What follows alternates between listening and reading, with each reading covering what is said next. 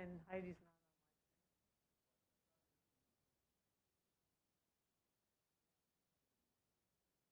not. Heidi, are you online?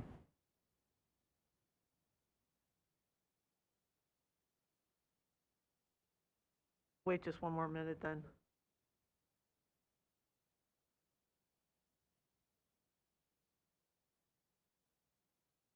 There she is. Kurt's on.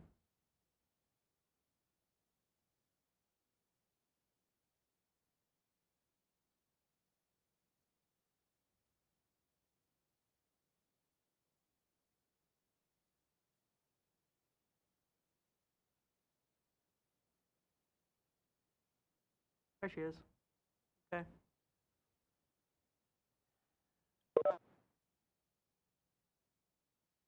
Good afternoon. I'd like to call the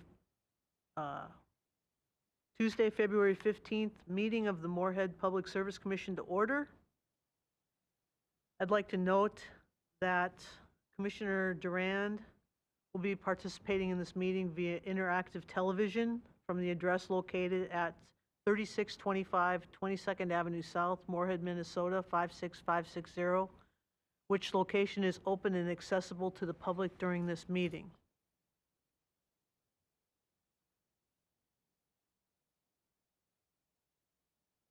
Having called the meeting to order, I entertain a motion to approve the agenda. So moved. I have a motion by McDougall, seconded by Daly, to approve the meeting's agenda.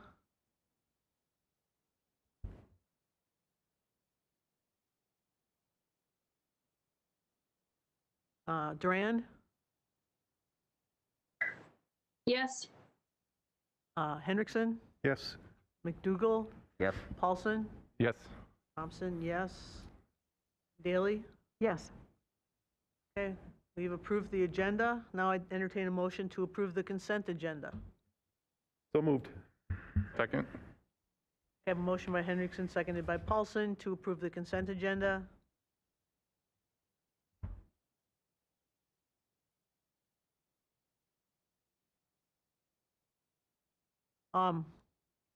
Hendrickson, Yes. McDougall, Yes. Paulson, Yes. Daly, Yes. Durand, Yes. Thompson, yes. Okay, great. Any customers to be heard?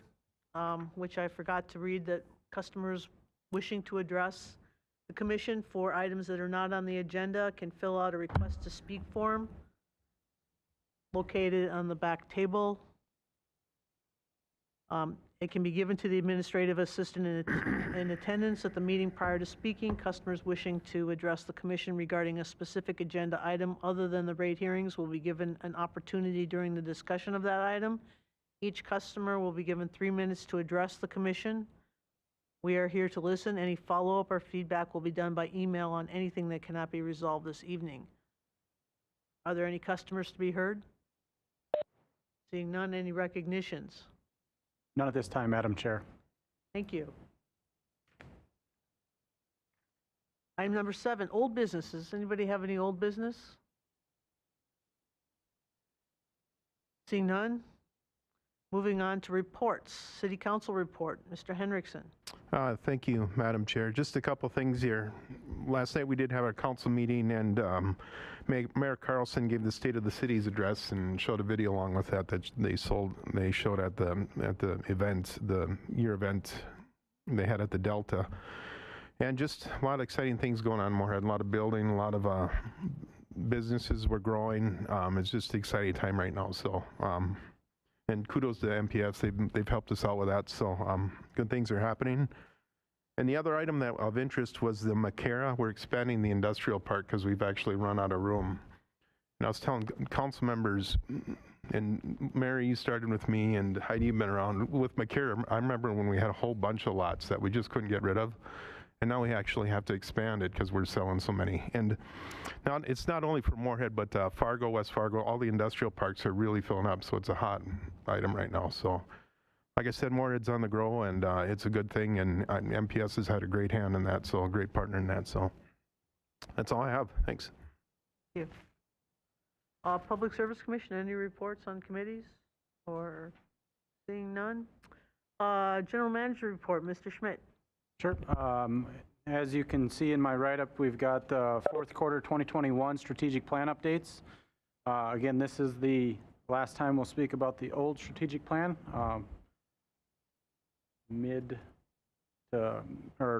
Mid-May, we'll probably speak about the fourth quarter or first quarter of 2022. Again, talks about the 5 strategic directions we currently have, and the new ones of 6 will be talked about in the future. Not going to go through anything that's in the written portion, but we do also have the dashboards in there. There's a lot of good information and data. Again, fourth quarter was pretty good overall. We didn't have a whole lot of outages. We did a lot of street light repair and upgrades and conversions to LED. Load control was in a good spot as well too. Other than that, on the water side, we did have, as you can see, we had a lot of chemical costs in the fourth quarter of 2021. Again, that was a lot revolving around the water quality in the Red River. And as you can see, in October, we were barely using the wells, but then in November and December, we had to tick up the use on the wells because we had to blend that water because there was so much hardness in the Red River at that point in time. And Mark Pritchard's not here, but he is working with several other entities on that issue all the way into Canada that's seeing that same issue, even with the blending of other tributaries and things like that. So a lot of things being worked on that side, trying to figure out what's the cost. Again, we only had a few water main breaks in the fourth quarter. The first quarter has been a little different, right, Jake? Other than that, overall financial statements on here. Overall, electric was a little bit above budget, so we did better than expected by about $300,000, and a lot better on the water side. And again, that's a lot contributed to the drought conditions we had. So the sale of water was good in 2021 for us as well too. Other than that, no injuries on the safety side of things. So overall, it was a good quarter for that. Mark Moylanen, he's got a little bit of an update from Ide Bailey, where we're at in our audit process. That's again in the written report. Mark, if you'll go ahead and want to speak to that a little bit. All right, thank you, Travis. Members of the commission, good afternoon. Mark Moylan, Controller. As indicated in the write-up, we are in the third year of a 5-year contract or agreement that we entered into with Ide Bailey in 2019 to perform our annual audits. The schedule is pretty much routine. We do this every year annually. We're about 3/4 of the way through already. As of today, we've uploaded a lot of our data to their secure portal, so they're able to start some of their preliminary work early before they come on site, where they'll do their final reviews in the second week in March. After they do their reviews, they'll go back and they'll have it reviewed by their management, recommend any adjustments or changes. And through the period March or April and May, we'll put together our annual report. They'll review that one final time, and then the final will be presented to the commission in the second meeting in May.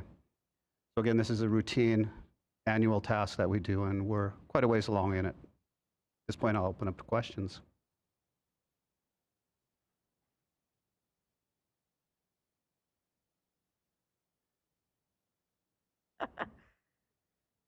Any questions for Mark? Thanks, Mark. All right, thank you. Appreciate it. Final thing to talk about, flood update or outlook. Again, in the Fargo-Moorhead area, probably a 50% chance we're going to hit 30.9 feet. So probably looking like a 2020-ish type year so far. All depends on the spring thaw. So we'll see how things go from there as well. That is all for my report, Madam Chair. Okay, the report on the service territory payments. Item 8D. She got to do.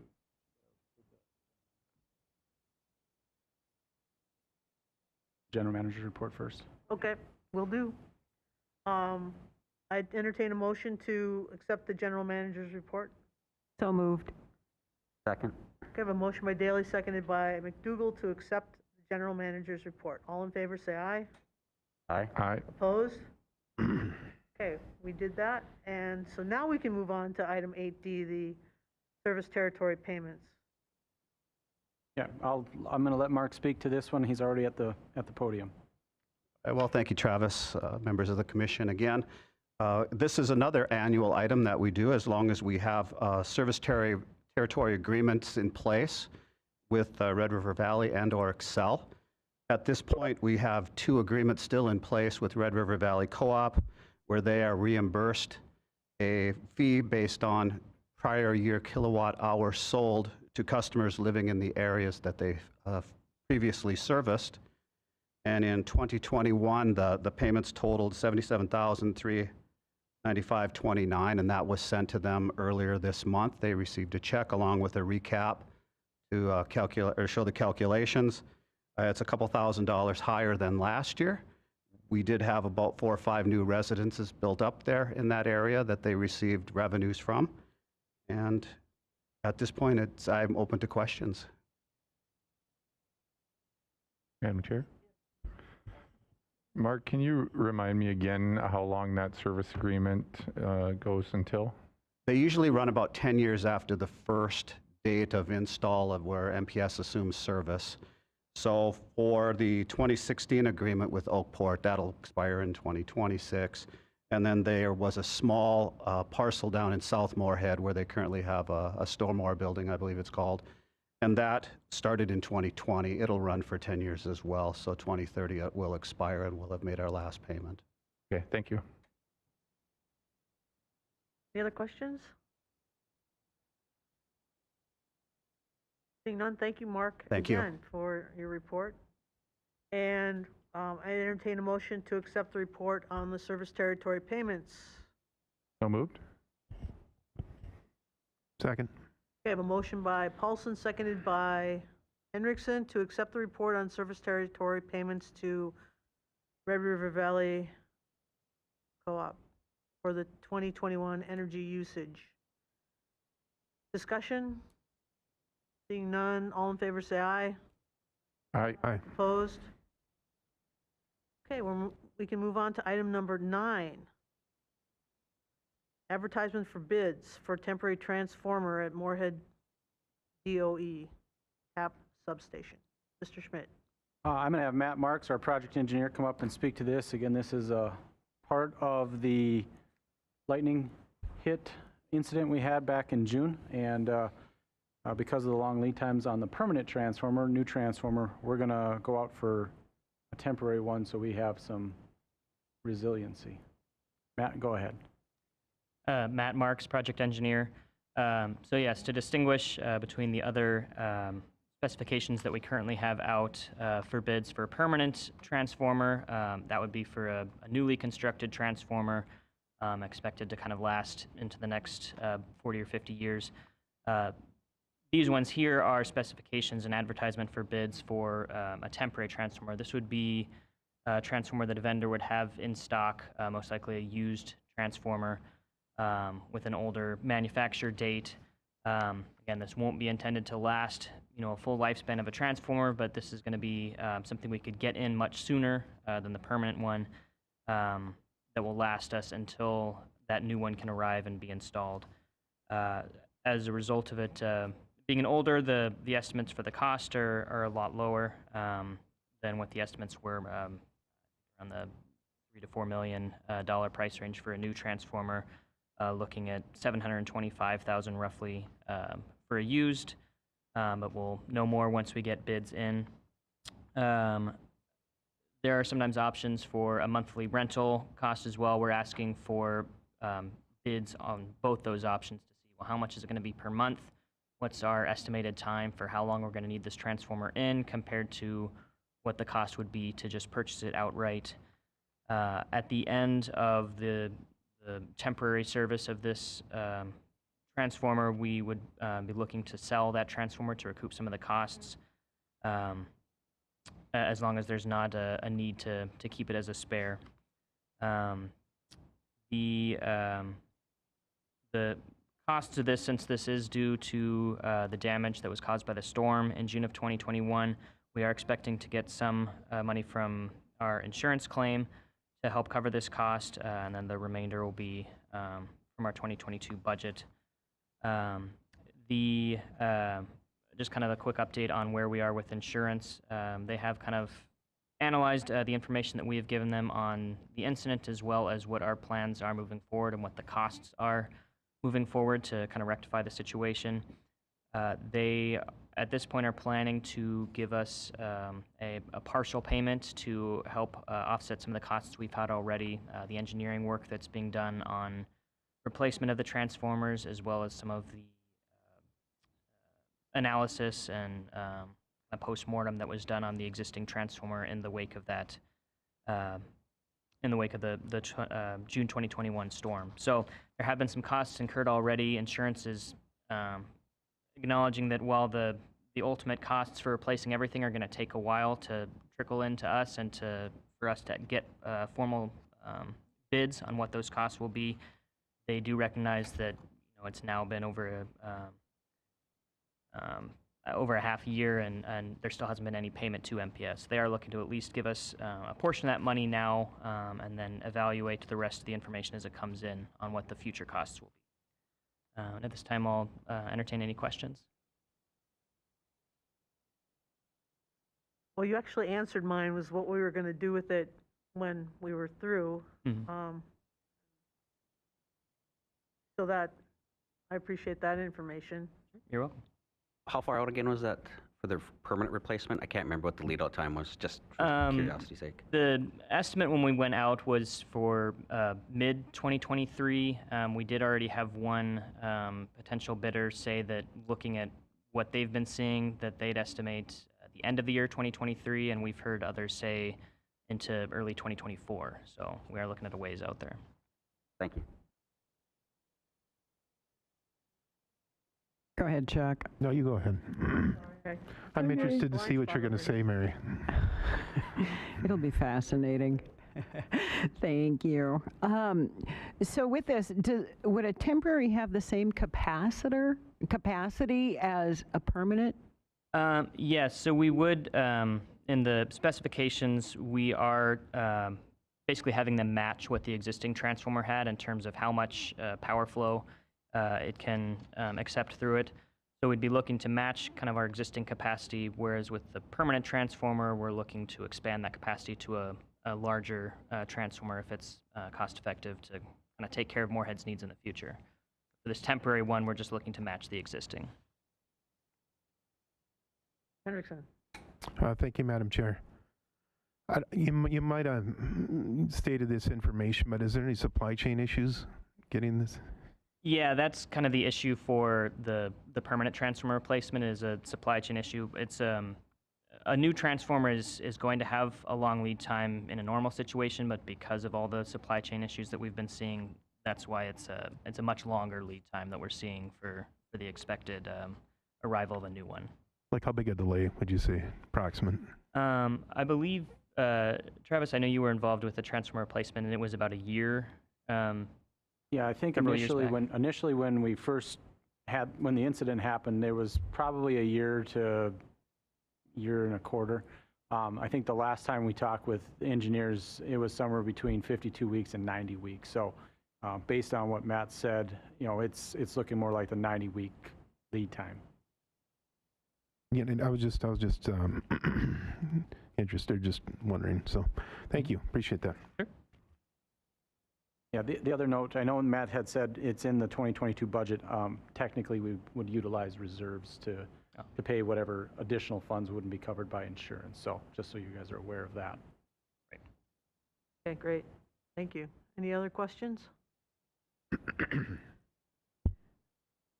seeing none, I'll entertain a motion. So moved. Second? I have a motion by McDougall, seconded by Paulson, to accept the advertisement for bids for the transformer at Moorhead DOE TAPS substation. Any further discussion? Seeing none, roll call vote. So we'll go Hendrickson, Yes. McDougall, Yes. Paulson, Yes. Durand, Her connection's been in and out. Okay, Daley? Yes. Thompson, yes. Item number 10, approve amended policy on recognitions and memorials. Mr. Schmidt. Sure, I will take this item.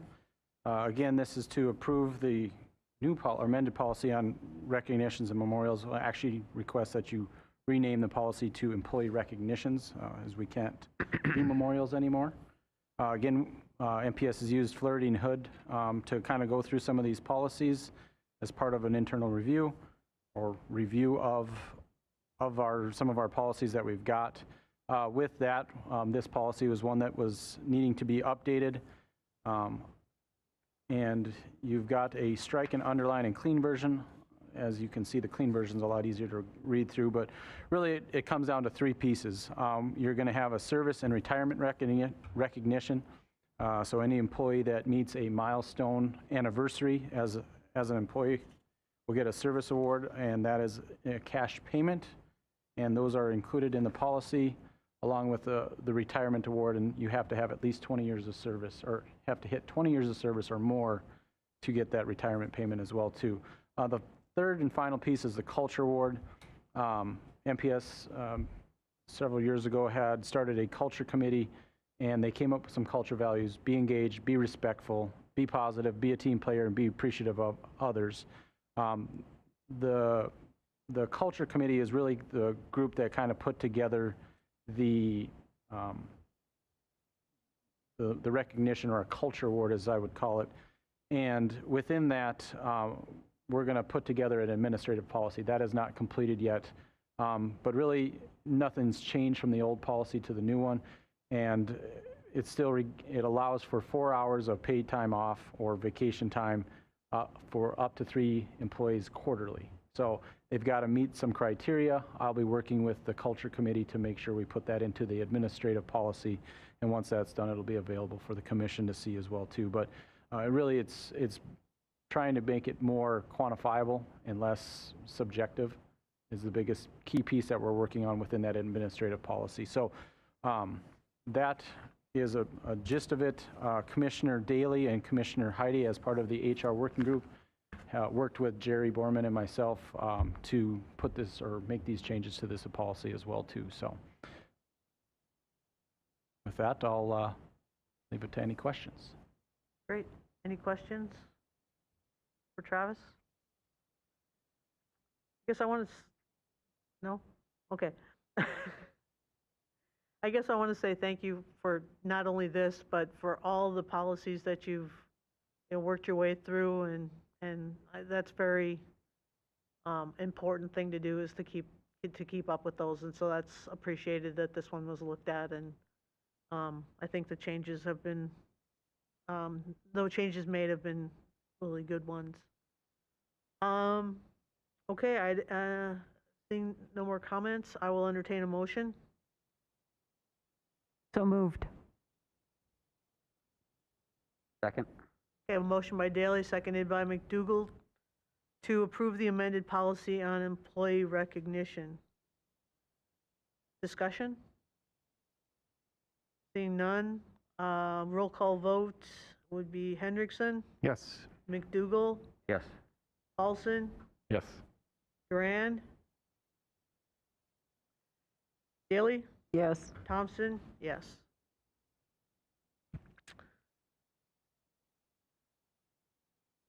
No need to close the meeting for executive session. None tonight, Madam Chair.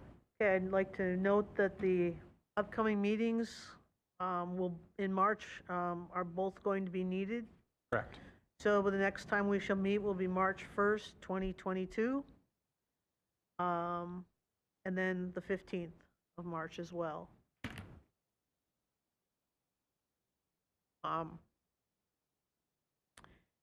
I'd entertain a motion to adjourn the meeting. So moved. Be seconded? Second. Okay. All in favor, say aye. Aye. All right, have a great night. Thank you for coming.